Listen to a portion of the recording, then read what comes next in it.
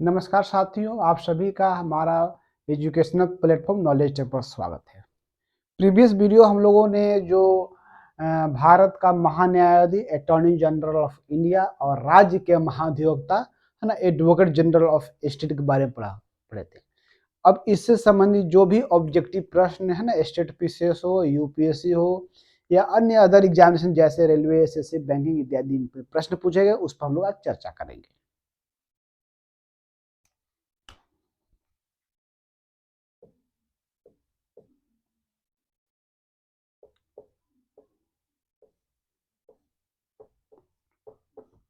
भारत का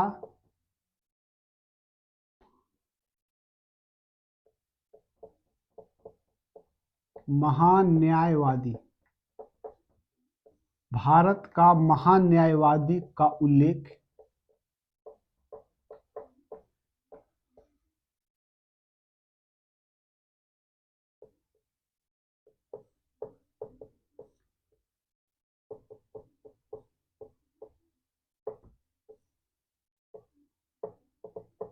किस अनुच्छेद में किया गया है ना। मतलब कि जो attorney general of India, Bharat का जो महान्यायवादी है, उसका उल्लेख किस अनुच्छेद में, मतलब भारत के संविधान किस अनुच्छेद में किया गया है। Article A, article 324, article B, article 275, article 76 और डी आर्टिकल 312। ठीक है, ये चार ऑप्शन है। तो अटॉर्नी जनरल ऑफ इंडिया का उल्लेख भारत के संविधान किस अनुच्छेद में किया गया है? अनुच्छेद 324। हम लोग क्या कहते हैं, अनुच्छेद 324 में क्या बोला गया है? निर्वाचन आयोग, है ना, इलेक्शन कमीशन ऑफ इंडिया का जिक्र किया गया है। 275 में क्या बोला गया है? 275 में बोला गया है कि सहायता अनुदान,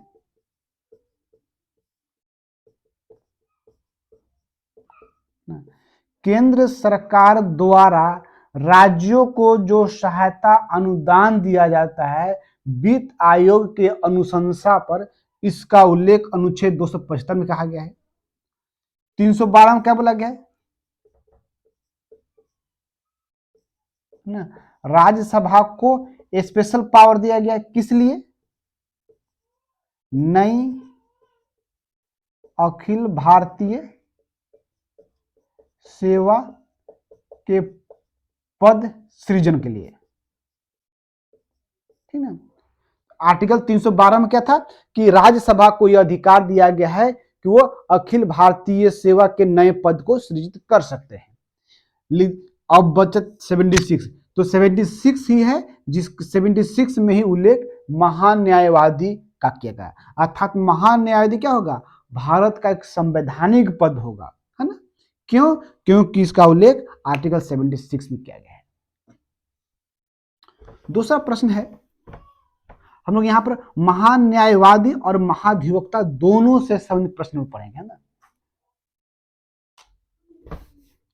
नेक्स्ट क्वेश्चन आता है, राज्य के महाधिवक्ता, एडवोकेट जनरल ऑफ स्टेट, राज्य के महाधिवक्ता का उल्लेख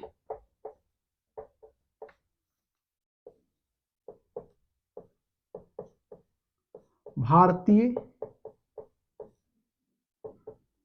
संविधान के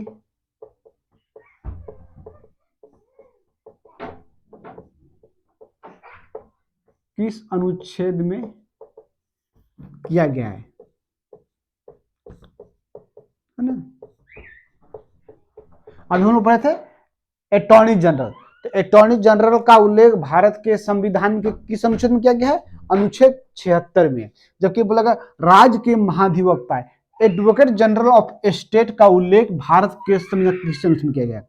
अनुच्छेद, देखिए पहला ऑप्शन है आर्टिकल 148, सेकंड ऑप्शन है आर्टिकल 280। थर्ड ऑप्शन है आर्टिकल 315 और डी ऑप्शन है आर्टिकल 165। पता है कि अनुच्छेद जो 148 है इसमें क्या जिक्र बोला गया है?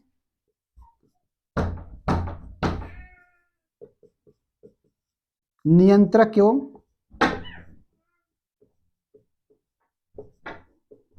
महालेखा परीक्षक का, है ना।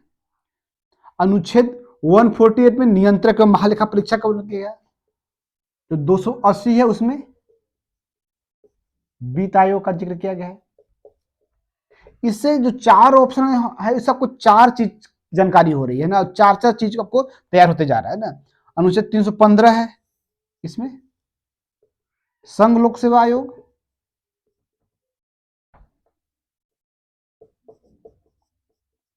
संघ लोक सेवा आयोग एवं राज्य लोक सेवा आयोग, दोनों कुछ में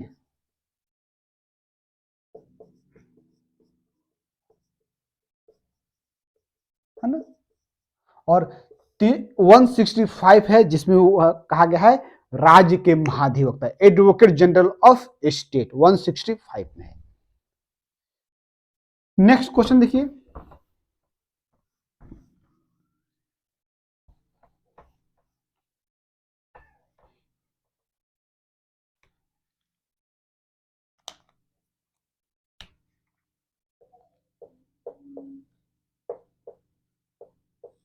देश का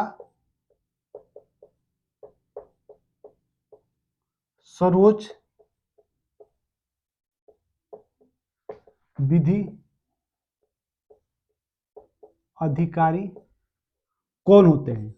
बहुत इंपॉर्टेंट प्रश्न है, इसमें बहुत ही कंफ्यूजन होता है ना। देश का सर्वोच्च विधि अधिकारी कौन होते हैं? ऑप्शन ए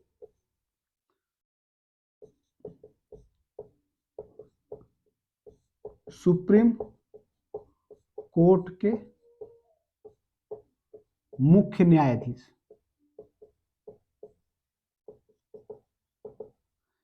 सेकंड है विधि सचिव, थर्ड है महान्यायवादी और डी है सॉलिसिटर जनरल। ठीक है, तो देश का सर्वोच्च विधि अधिकारी कौन होते हैं? महान्यायवादी, ठीक ना। ये देश का सर्वोच्च विधि अधिकारी महान्यायवादी होते हैं, अटॉर्नी जनरल ऑफ इंडिया, जिसका उल्लेख भारत के संविधान के अनुच्छेद 76 में किया गया है ना।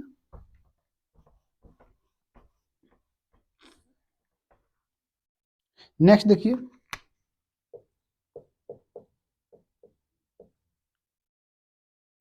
राज्य का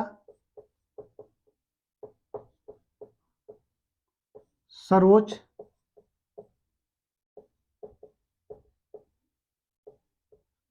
विधि अधिकारी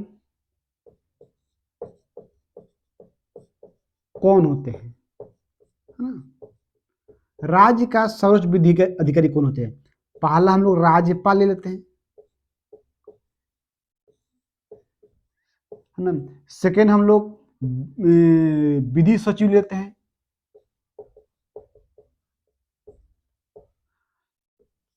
थर्ड हो गया उच्च न्यायालय के मुख्य न्यायाधीश लेते हैं,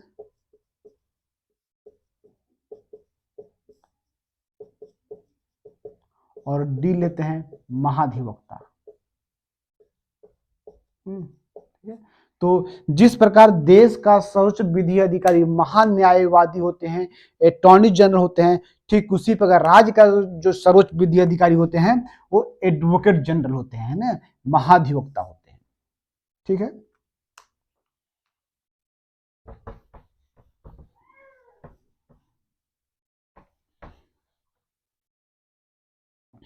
नेक्स्ट देखिए,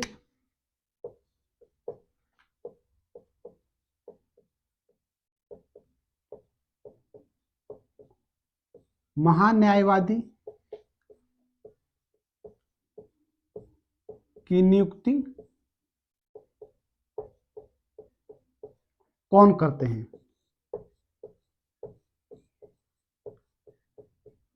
फर्स्ट है प्रधानमंत्री,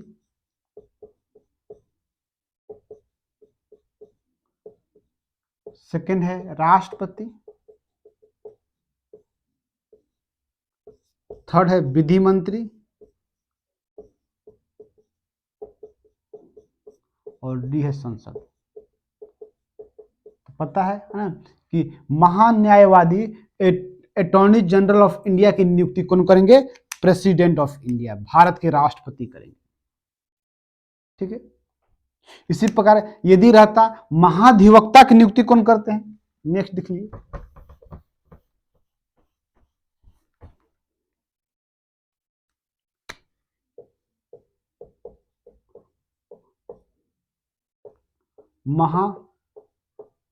महाधिवक्ता की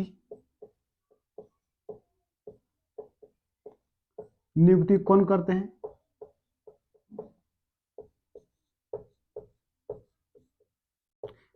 इस बहुत छोटा छोटा प्रश्न है, लेकिन ये सारे एग्जाम्स में आते रहते हैं, जिसमें कभी कभी कंफ्यूजन हो जाता है, इसलिए इसको बहुत अच्छे से समझ लें ना।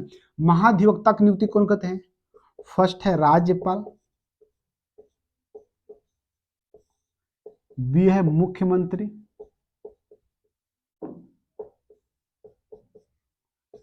ठीक है उच्च न्यायालय के मुख्य न्यायाधीश,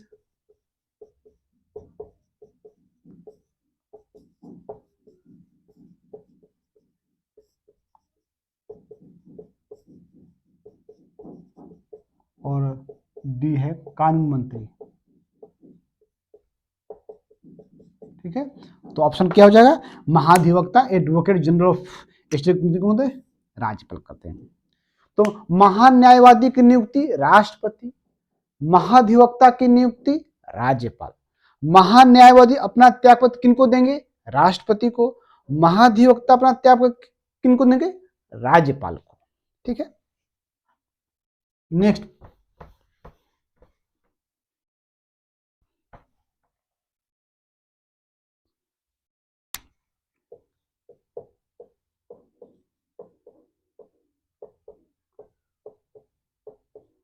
महान्यायवादी का कार्यकाल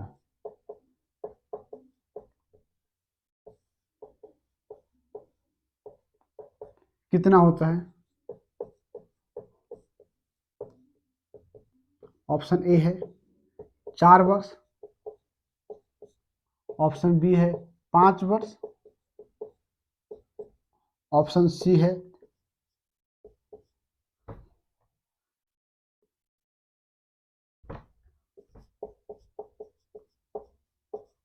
राष्ट्रपति के प्रसादापर्यंत,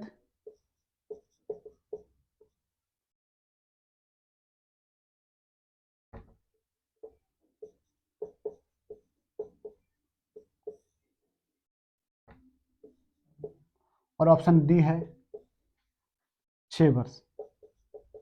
तो पता है कि जो महान न्यायवादी के कार्यकाल का उल्लेख भारत के संविधान में नहीं है, बल्कि वो अपने पद पर तब तक बने रहते हैं जब तक राष्ट्रपति चाहते हैं, अर्थात तो राष्ट्रपति के प्रसादापर्यंत अपने पद बने रहते हैं। राष्ट्रपति जब चाहे तब हटा सकते हैं। सामान्यतः होता है क्या है कि सरकार जब तक पद पर है तब तक बने होते हैं, हटते ही हट जाते हैं ना। तो महान्यायवादी राष्ट्रपति के प्रसादापर्यंत पद बने होते हैं, और उसी प्रकार जो महाधिवक्ता होते हैं वो राज्यपाल के प्रसादापर्यंत अपने पद पर बने होते हैं, है ना। महान्यायवादी की जो वेतन और भत्ता का निर्धारण राष्ट्रपति करते हैं, और महाधिवक्ता का जो वेतन और भत्ता का निर्धारण राज्यपाल करते हैं। ठीक ना। महान्यायवादी को भी हटाने का उल्लेख भारत के संविधान में नहीं है, और महाधिवक्ता को भी हटाने का, है ना, उल्लेख भारत के संविधान में नहीं किए गए। नेक्स्ट,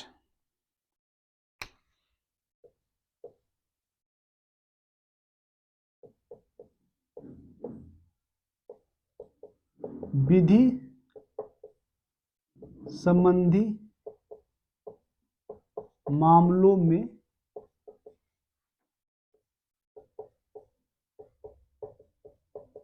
भारत सरकार को कौन सलाह देता है?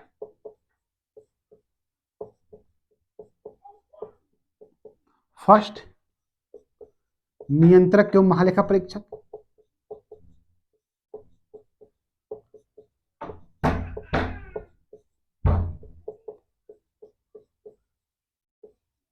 सेकेंड, मुख्य निर्वाचन आयुक्त।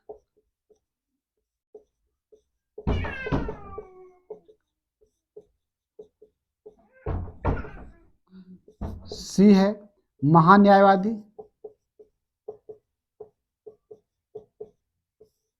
और डी है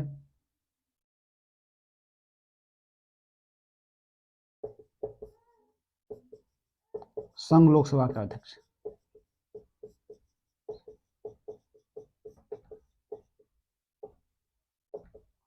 तो पढ़े थे कि विधि संबंधी मामलों में भारत सरकार को जो सलाह देता है महान्यायवादी, और राज्य सरकार को जो सलाह देता है वो महाधिवक्ता देता है।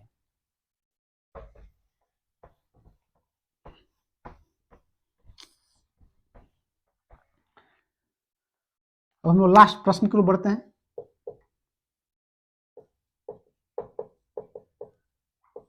संसद की बैठक में भाग लेने का अधिकार किसे प्राप्त है? संसद का जो बैठक होता है उसमें भाग लेने का अधिकार किसको प्राप्त है? फर्स्ट हम बोलते हैं कैग को, सेकंड बोलते हैं मुख्य निर्वाचन आयुक्त को,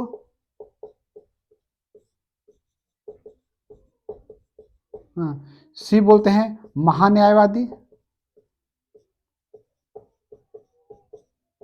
और डी बोलते हैं विधि सचिव को। तो बोलते हैं कि चाहे संसद के किसी भी सदन की बैठक हो, चाहे तो लोकसभा की बैठक में या राज्यसभा की बैठक में, या संसद की किसी समिति की बैठक हो रही है ना, या तो फिर संसद के जो संयुक्त सत्र की बैठक हो रही है, तो उसमें बैठक भाग लेने का अधिकार, अपना बात रखने का अधिकार जो है वो प्राप्त सिर्फ और सिर्फ महान्यायवादी को प्राप्त है। उसी प्रकार राज्य विधानमंडल की जब बैठक हो रही है ना, या राज्य विधानमंडल की किसी समिति की बैठक हो रही है ना, तो उसमें भाग लेने का अधिकार, अपने आप बात रखने का अधिकार ना महाधिवक्ता को है ना। लेकिन वो यदि किसी विषय में मतदान होता है तो मतदान में भाग नहीं ले सकते हैं।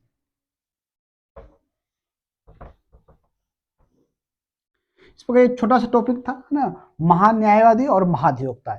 इन दोनों से संबंधित जो भी प्रश्न हम लोगों के जो एग्जाम से आए हैं सभी हम लोगों ने चर्चा करी है। नेक्स्ट जो हम लोगों का जो क्लास होगा वो आज से संवैधानिक संस्थाएं खत्म हो गई। कल से जो हम लोग क्लास करेंगे वो सांविधिक संस्थाओं के बारे में पढ़ेंगे। धीरे धीरे 5 से 7 क्लास में हम लोग सारे सांविधिक संस्थाओं के बारे में पढ़ लेंगे। इसके बाद हम लोग आगे जो भी भाग होगा उस पर लोग चर्चा करेंगे। आप सभी मित्र से अनुरोध है कि जो नए मित्र हैं वो प्लीज मेरे चैनल को सब्सक्राइब कर दें। आपको अच्छा वीडियो लगता है मेरा तो लाइक करें और अपने दोस्तों को भी शेयर करें ताकि सभी लोग इसका फायदा उठा सकें। जय हिंद।